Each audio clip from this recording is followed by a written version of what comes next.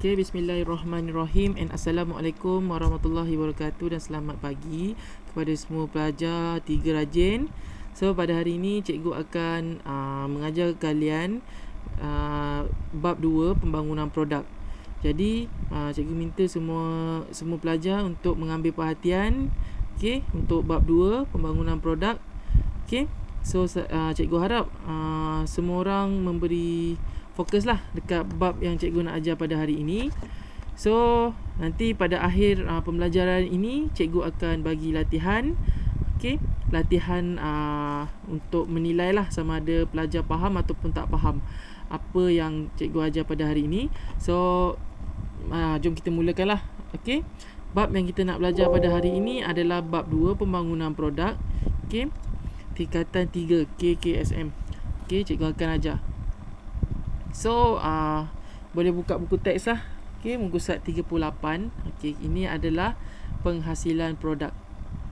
So kita akan dapat di dalam topik ini kita akan dapat menyatakan produk yang hendak dihasilkan berdasarkan kajian keperluan pelanggan dan projek brief.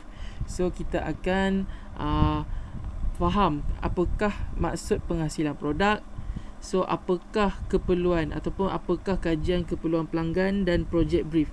So kita kena faham tujuan apa asalnya kita menghasilkan sesuatu produk. Okey, dan untuk apa kita menghasilkan sesuatu produk tu, sama ada untuk pelanggan ataupun bukan untuk pelanggan sahaja, tapi untuk orang ramai juga mengguna produk kita. So dengan itu kita akan teruskan. Okey, penghasilan produk. Penghasilan produk adalah aktiviti menghasilkan produk baru atau mengubah suai produk sedia ada bagi memenuhi keperluan dan kehendak pelanggan pada masa kini dan akan masa hadapan dengan mengaplikasi teknologi terkini. So apa itu penghasilan produk? Ia dapat menghasilkan sesuatu produk yang barulah. Okey, dan dapat memenuhi apa keperluan pelanggan. Sebelum ni ciri-ciri produk tidak sesuai, tidak memenuhi keperluan pelanggan. Ada yang lemah, ada yang tak sempurna. Jadi kita sebagai pereka haruslah menghasilkan produk yang memenuhilah apa yang pelanggan hendakkan. So proses penghasilan produk perlu dirancang dengan teliti dan sistematik. Okey, dari peringkat permulaan sehingga ke peringkat penghasilan produk. Jadi kita mesti menghasilkan produk dengan lebih teliti lah. Okey, dengan sistematik. Lepas tu produk yang dihasilkan sama ada dalam bentuk barangan ataupun perkhidmatan. So produk yang dihasilkan tu ada dalam bentuk barangan ataupun perkhidmatan lah. Kalau barangan, apa barangan dia? Kasut ke, basikal ke, apa-apalah. Perkhidmatan, apa perkhidmatan yang kita nak hasilkan? Perkhidmatan temu duga ke, penemu bual ke, macam mana orang nak macam kita satu company, kita buat satu perkhidmatan, macam orang nak bertanya sesuatu ke, so kita memberi perkhidmatan yang baiklah kepada pelanggan. Okey, ini adalah langkah-langkah dalam proses penghasilan produk. So kita tengok ini adalah proses macam mana kita nak menghasilkan sesuatu produk dengan lebih teliti dan sistematik, mengikut peringkat-peringkat dia ataupun step lah ataupun langkah-langkah. So kita tengok situ, langkah pertama, kajian keperluan pelanggan, penyelesaian masalah inventif, project brief, penjanaan idea. Lepas tu kita akan terus ke lakaran idea, penghasilan model, pengujian penambahbaikan dan pendokumentasian. So ini adalah langkah-langkah dalam proses menghasilkan produk. So apa itu kajian keperluan pelanggan? Okey, dalam kajian keperluan pelanggan kita ada 3, iaitu maklumat pelanggan, latar belakang produk, penambahbaikan. So 3 ni penting. Okey, penting kajian keperluan pelanggan. So kita kena tahu apa itu maklumat pelanggan, latar belakang produk, penambahbaikan. So kita akan pergi ke maklumat pelanggan. Maklumat pelanggan. Melalui kajian ini, pereka bentuk dapat mengenal pasti pelanggan yang berpotensi untuk membeli produk yang dihasilkan. So daripada kajian yang kita buat, maklumat pelanggan, so kita dapat mengenal pasti okey, pelanggan yang nak beli produk kita. So daripada maklumat pelanggan tu kita dapat ciri-ciri lah apa yang pelanggan nak. So lepas tu maklumat lengkap pelanggan seperti jantina, umur, pekerjaan, latar belakang, ekonomi, membolehkan mereka bentuk menghasilkan produk yang tepat dengan kumpulan sasaran. So daripada maklumat pelanggan kita dapat menganalisa ataupun kita dapat tahulah jantina dia, umur dia, pekerjaan dia apa, latar belakang dia apa, semua kita dapat tahulah. Okey, sama tujuan dia apa? Tujuan dia kita nak tengoklah apa keperluan sasaran kita. Maksudnya kita nak jual produk kita tu kepada siapa, apa pekerjaan dia. So sesuai lah, kalau dia bekerja sebagai pekerja office, so apa keperluan dia yang kita nak lengkapkan. So dengan maklumat pelanggan ni kita dapat analisis, kita dapat tahu apa keperluan mereka. Okey, untuk kita tahu apakah sasaran produk kita lah, sasaran kumpulan yang kita nak jual tu. Okey, latar belakang produk. Okey, pelanggan lazimnya akan menitik beratkan beberapa faktor sebelum membeli sesuatu. So selalunya kalau pelanggan ni kita kena tahulah, selalunya dia nak beli sesuatu benda tu, dia tengok dulu okey, apa produk yang dia nak beli. Lepas tu latar belakang seperti jenama, kegunaan, kebaikan, kelemahan, pengeluar produk. Latar belakang seperti jenama, kegunaan, kebaikan, kelemahan dan pengeluaran. Okey, buat faktor yang boleh mempengaruhi keputusan pelanggan untuk membeli sesuatu produk. Selalunya latar belakang ni kita kena tahu jenama dia, kegunaan dia, kebaikan dia, apa kelemahan dia dan pengeluar produk. Selalunya pengeluar produk ni antara faktor lah yang boleh mempengaruhi keputusan pelanggan. So sebagai pengeluar, kita kena menghasilkan sesuatu produk. So dia juga produk yang kita hasilkan tu, dia mempengaruhi sebenarnya keputusan pelanggan tu sama ada nak beli ataupun tak beli. Okey, penambahbaikan. Selalu melalui kajian ni, keperluan pelanggan, mereka bentuk juga boleh melakukan penambahbaikan dengan mengenal pasti pandangan pelanggan dari aspek reka bentuk produk. Perkhidmatan selepas jualan, pelanggan persaingan, kelemahan produk sedia ada di pasaran dan harapan pelanggan setelah penambahbaikan dilakukan terhadap produk. Ni adalah melalui kajian ini, okey, mereka bentuk boleh melakukanlah penambahbaikan produk sedia ada. So produk sedia ada sebelum ni tak memenuhi keperluan pelanggan. So daripada itu kita menganalisis lah apa kelemahan dia dan kita membuat penambahbaikan lah. Seterusnya, okey, kajian keperluan pelanggan dilakukan dengan menggunakan borang kajian keperluan pelanggan. So untuk penambahbaikan ni kita perlukan borang kajian keperluan pelanggan lah, borang kajian keperluan pelanggan. So kandungan borang kajian keperluan pelanggan boleh diubah sesuai lah bergantung kepada maklumat yang dikendaki mereka bentuk daripada pelanggan. So kandungan dalam borang tu kita boleh ubah sesuai lah. Okey, so dia ubah sesuai mengikut keperluan pelanggan tu. Apa keperluan dia? Maksudnya pelanggan tu nak ciri-ciri apa ciri-ciri apa yang dia orang nak. So kita kena buat penambahbaikan lah. So daripada maklumat tu kita dapat tahu apakah penambahbaikan yang kita perlu buat. Okey, ini adalah contoh borang kajian keperluan pelanggan. Bahagian A. So ni bahagian A, maklumat pelanggan lah. Kita ada nama, jantina, umur, nombor telefon, email, pekerjaan. Okey, kita ada pendapatan, alamat, keluarga, dah berkahwin atau tak. Okey, tempat beli belah, kekerapan beli belah sebulan, jumlah pembelanjaan. So kita tengoklah, ini antara contoh borang kajian keperluan pelanggan. Okey, bahagian B, latar belakang produk yang digunakan sekarang. Okey, ni kita tengoklah apa latar belakang produk tu. Jenama, nama produk yang digunakan apa. Okey, lepas tu ciri produk yang digunakan, mengapa produk itu digunakan, kebaikan produk sedia ada, kelemahan produk sedia ada. Okey, ini latar belakang produk.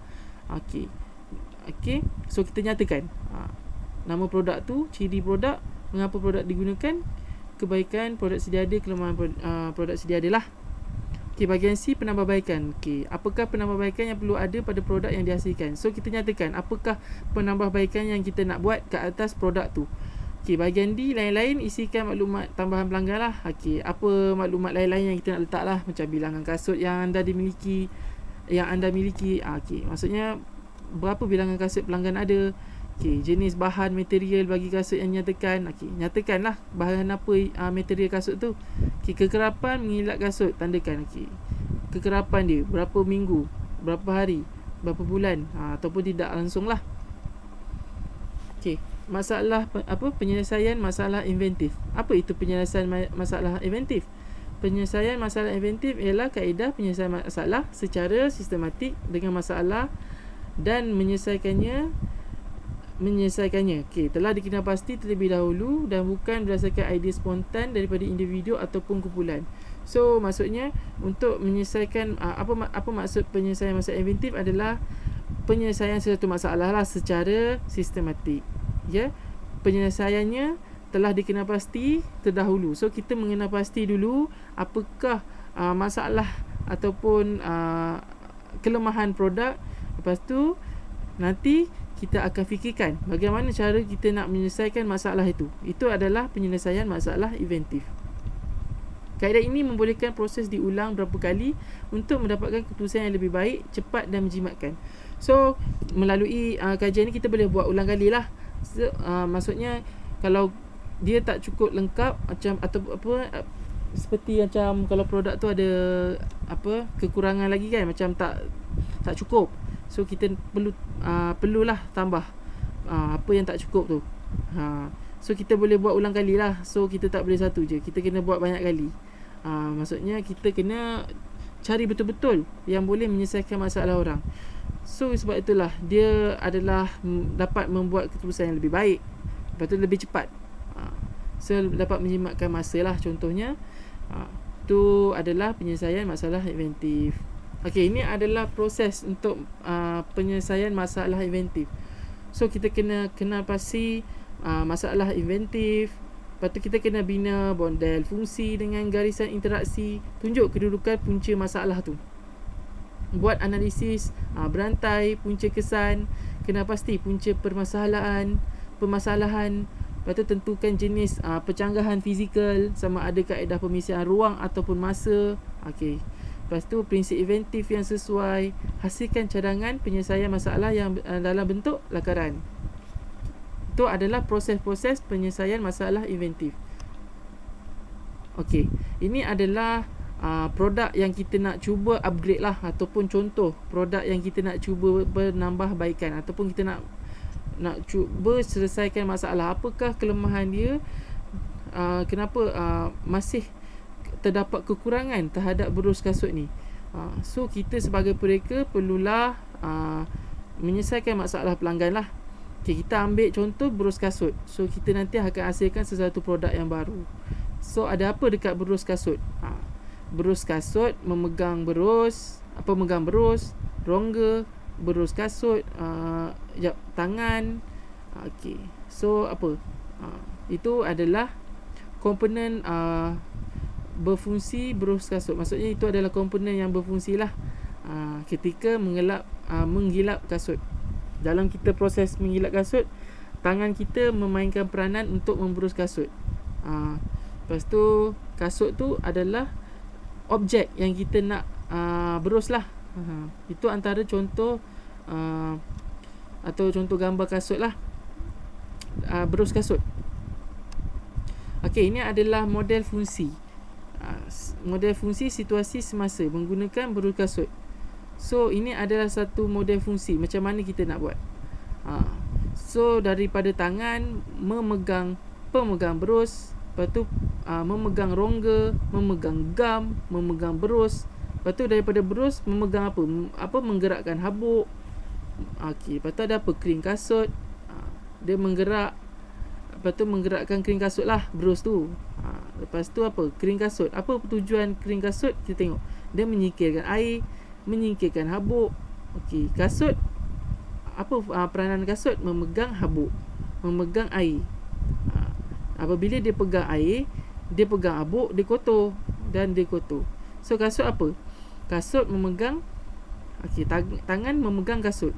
So, ini adalah fungsi ataupun ini adalah model fungsi situasi semasa memberus kasut. Ni ada antara contoh lah model fungsi tu. Setiap komponen tu mempunyai fungsi yang tersendiri, macam tangan, pemegang berus, rongga gam berus, krim kasut tu, habuk tu, air kasut. Itu semua peranan komponen yang ada pada berus kasut. Ini adalah model fungsi. Okey, ini adalah analisa berantai punca kesan. So ini adalah analisis berantai punca kesan. So kita kena cari punca masalah tu berlaku. Okey, so kita kena nyatakanlah punca masalah berus tu. Yang pertama apa? Kasut masih tidak berkilat selepas menggilap. Mengapa dia tak berkilat? Lepas tu air dan habuk masih melekat pada kasut. Itu salah satu punca. Lepas tu mengapa?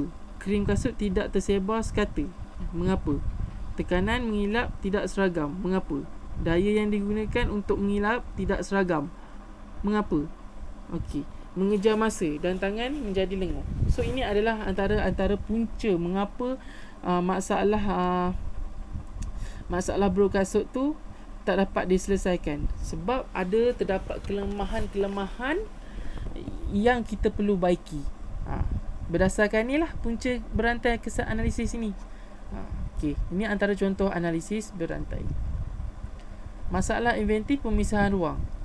Okey, berdasarkan analisis pada kasut tu tadi, masalah kelenguhan tangan didapatilah berlaku ketika tekanan berlebihan digunakan semasa mengilap kasut.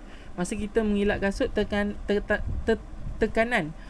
sangat kuatlah kita gunakan semasa mengilap kasut. Okey, masalah kelenguhan tangan tidak berlaku sebelum atau selepas mengilap. Maksudnya sebelum kita mengilap kita tak akan rasa kelenguhan. Selepas kita mengilap pun kita tak rasa kelenguhan. Okey.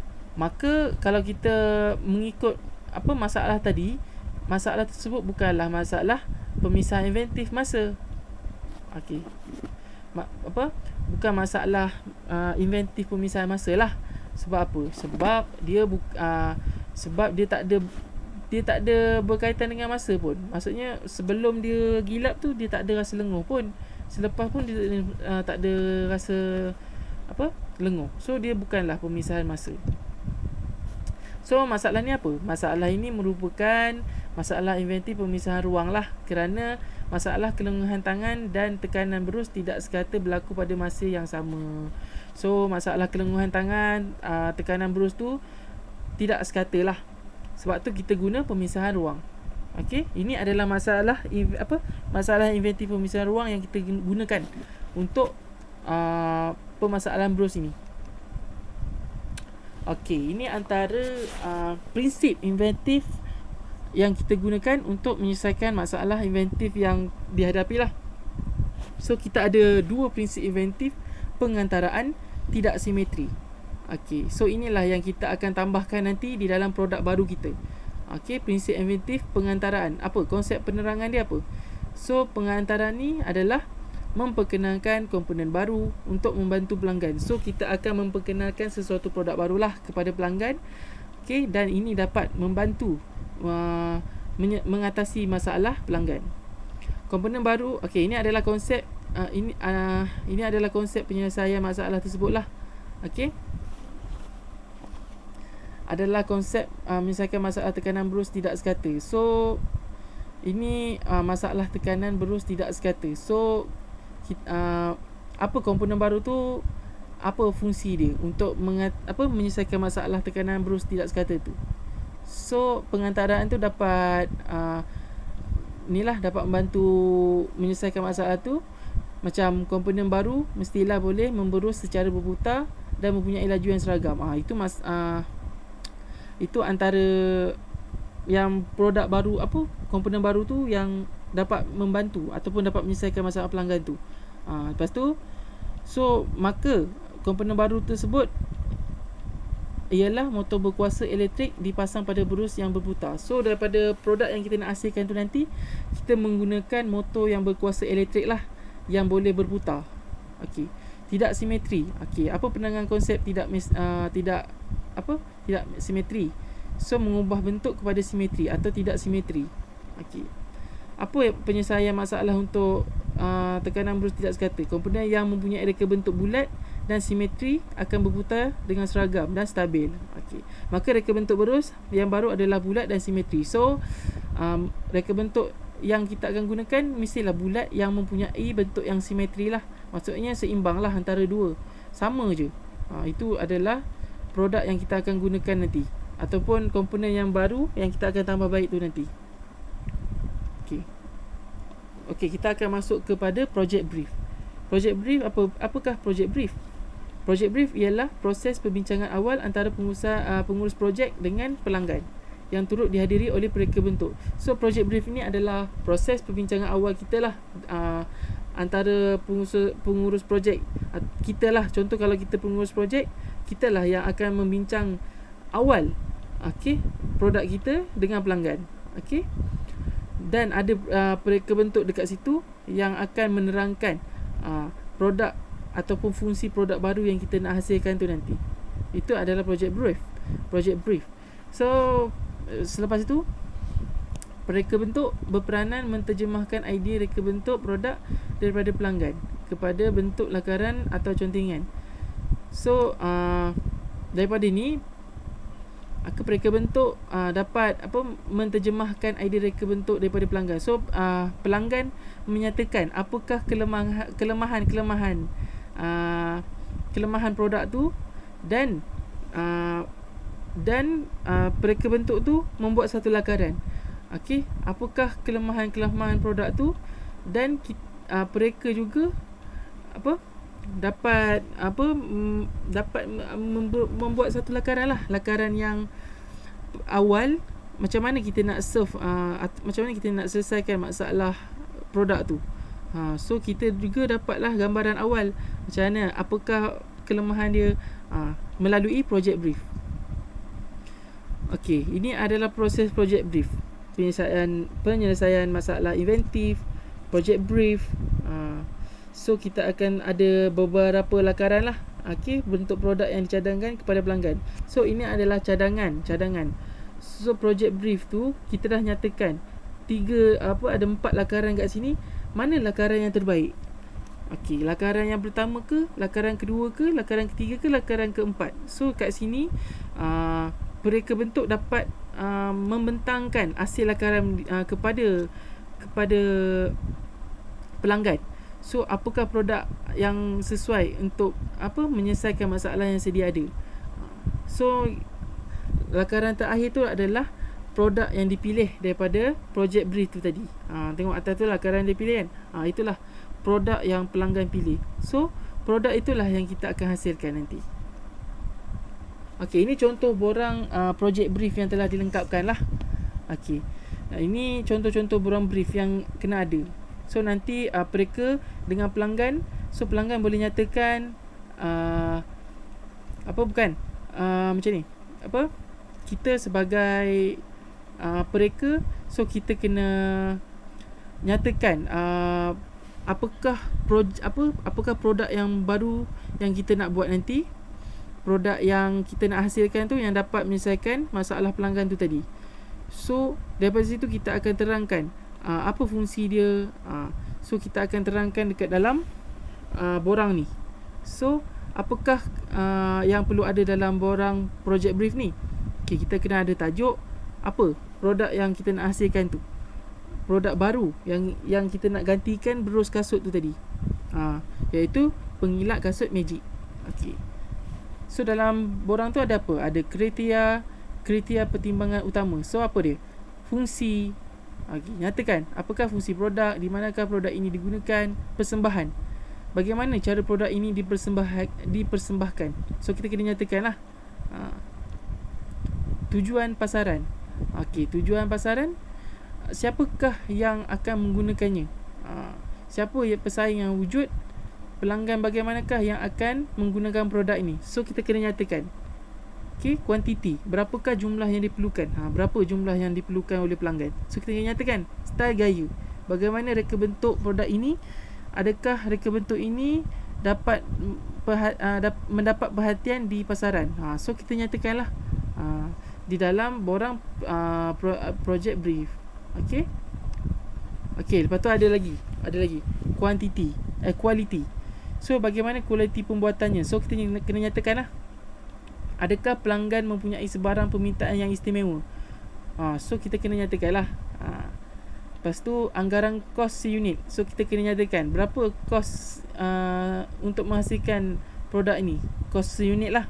Okay, kos seunit produk ni berapa harga dia. So kita kena nyatakan jangka masa, bila pelanggan ingin projek ini disiapkan. So kat sini bila bilakah pelanggan tu nak produk ni disiapkan. So kita kena siap pada waktu yang kita dah bagi.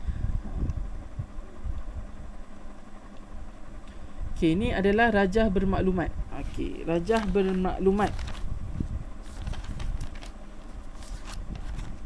Okey, rajah yang bermaklumat ni macam rajah tadi, tapi kita ringkaskan dia. Lagi senang lah. Okey, maksudnya rajah bermaklumat ni adalah rajah ataupun maklumat yang telah dilengkapkan dalam borang projek brief. Okey, yang perlu disaring, diringkaskan untuk memudahkan pengurus projek dan mereka bentuk menjalankan tugas masing-masing. So melalui rajah maklumat ni kita meringkaskan lah projek brief tu, kita ringkaskan supaya kita dapat mudahkan pengurus projek, okey, untuk menjalankan tugas mereka lah. Lepas tu maklumat yang telah disaring boleh ditunjuk dalam bentuk jadual bermaklumat ataupun rajah bermaklumat. So kita dapat ini contoh jadual bermaklumat. Kita dah ringkaskan daripada borang brief tadi. So kita ringkaskan bagi memudahkan mereka lah, mereka untuk menjalankan tugas mereka. So kita nyatakan fungsi, persembahan, tujuan pasaran, kualiti, gaya, style, kualiti, anggaran kos, unit, jangka masa. So kita nyatakan kepada pelanggan, kita nyatakan dalam borang ni lah. So mudah nanti mereka bentuk untuk menghasilkan produk. Okey, aplikasi project brief. Okey, apakah aplikasi project brief? Okey, maklumat dalam borang project brief yang telah disaring dan diaplikasikan dalam bentuk jadual dan lakaran. Aplikasi project brief dalam bentuk jadual melibatkan semua ciri-ciri project brief. Aplikasi project brief dalam bentuk lakaran melibatkan lakaran produk menggunakan prinsip dan elemen reka bentuk serta idea inovasi. So dalam borang project brief yang dihasilkan tadi dah disaring lah, okay, dalam bentuk jadual ataupun sebuah lakaran. Okay, lepas tu dia melibatkan semua ciri-ciri project brief. Okay, lepas tu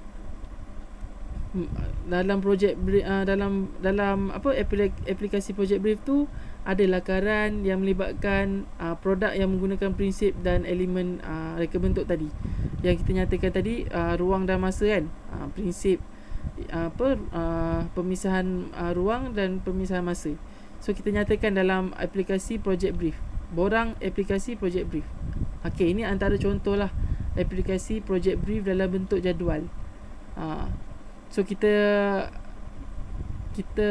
ini antara contoh aplikasi project brief.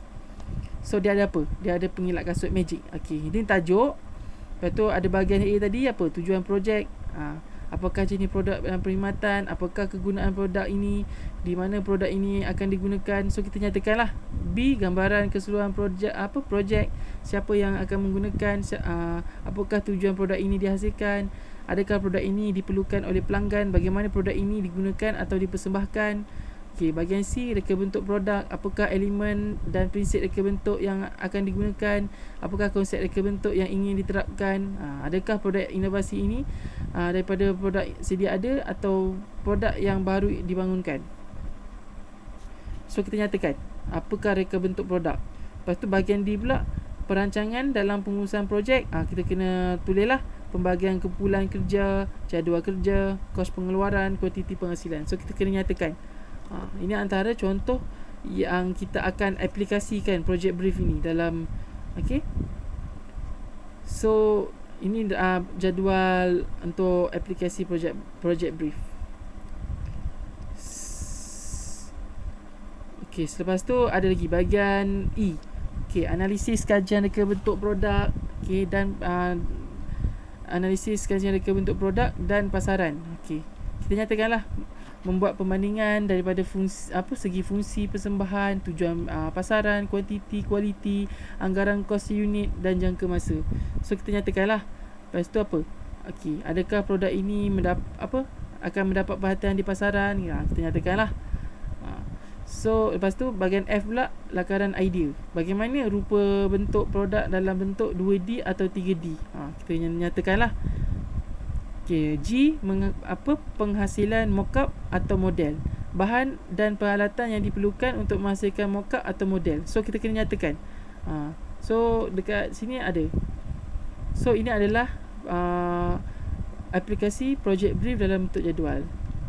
Okay, so ini saja topik yang kita akan belajar hari ini tentang penghasilan produk. Okey. So sekian daripada cikgu. Terima kasih. So nanti cikgu akan bagi